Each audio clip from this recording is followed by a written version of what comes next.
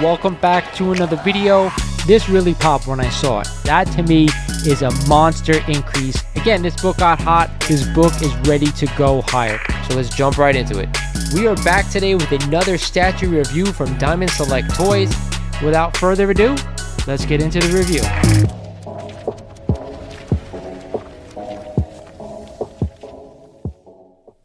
What is going on, mighty members of the Mighty Comics and Collectibles YouTube channel? And yes, that was a mouthful. What's up, guys? So before I get started, I want to thank you guys again for sticking with me, being members of the channel, of course. Don't forget, we are doing a 6,000 sub giveaway, not only for everyone who's a subscriber, but also a personal members-only giveaway. That awesome, amazing Spider-Man original art. Once we get to 6,000, you guys have a chance to win that, as long as you're a member once we get there. Now, with that said, I haven't really done one of these in a while because I'm not really looking to pick up too many books. As you guys know, the last one I did, I actually ended up picking up that book, Detective Comics number 31, one of my favorite comics in my collection. Now, I have a new one. There's one book that I have my eye on, and it's super rare. So when I say it's going to be a while before I'm able to pick this up, it's going to be a while. But regardless, this is the one I'm on the hunt for.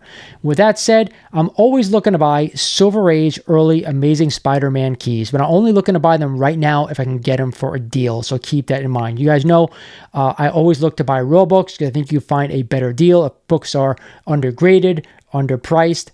If a CGC graded or CBCS graded book is underpriced, of course, I will jump on that as well. But we're here for the one book I'm looking for right now. And I'm going to tell you right now, it is a big one. It is a copy of Action Comics number 12.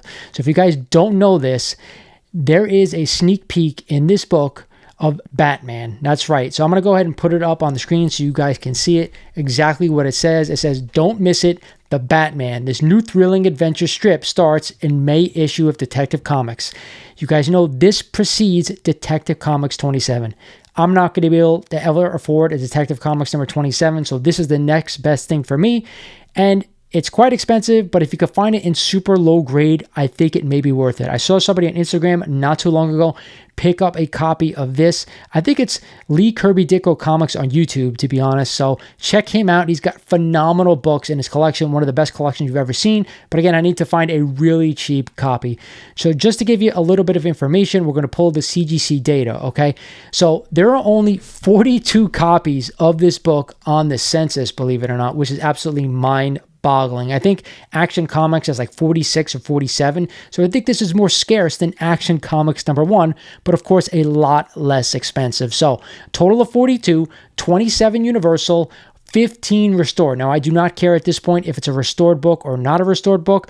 I'm only looking for this book to have this thing in it. So as long as this wasn't cut out, I would be a buyer of this book. So again, not a lot of copies out there, but in a book that not a lot of people talk about when we're talking about Batman. I know Batman 1, Tech 31, some of the other bigger Batman keys people want to own, but for me, this is the first time Batman was printed anywhere. Even though it's a little bit of a snippet in Action Comics number 12, it's a really desirable book for huge Batman fans like me. So with that said, I'm just going to run down some of the Universal copies. The highest graded copy for this book is a very fine 8.5. There's one copy. There's one 7.5, 3 7.0s, 1 6.0, 3 5.0s, 3 4.0s, 1 3.5, 2 3.0s, 1 2.5, 2 1.5s, 4 1.0s, and 3.5. Those are all universal grades. So in my opinion, I need to stick to anywhere from a 1.5 to a 0.5. And I do not mind a restored copy. I'm just looking for this book to have that insert of the Batman in it. Again, really tough book to find. So the next thing we're going to take a look at are the GPA sales data. And as you guys can see on the screen, there are not a lot of sales of this book, which I expected considering there's only 42 copies on the CGC census. The highest being a 7.5 that was sold way back in 2005.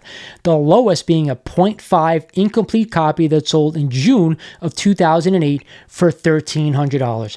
The most recent sale, guys, was in January of 2022 for a 4.0 of $22,200. But believe it or not, before that, there was a 2.0 for around $6,738. So again, a lot of money for this book. But if I figure if I can get a 0.5 or a 1.0 for around $5,000, I think I'm okay with picking up this book. It is a massive key that nobody talks about. This is the first time I think that Batman was ever printed anywhere. Like I said before Detective Comics number 27.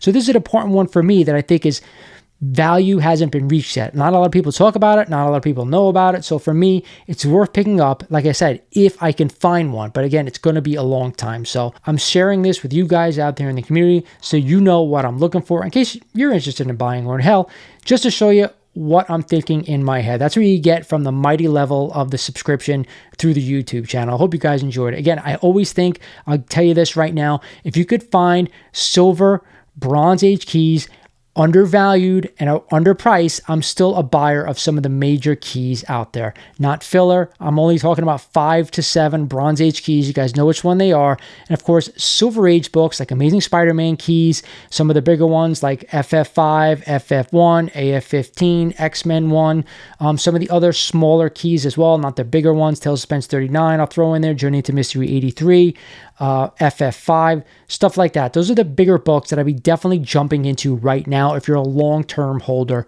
And again, if you find smaller keys and they're underpriced, I'd be jumping on them as well. Try to make some quick bucks. For me, I'm only collecting stuff for the long term right now. That's why I pared down my collection to a few books. I probably have about less than 20 slabs in my collection as we speak. And of course, my Amazing Spider-Man run, which I'm still working on as we go further.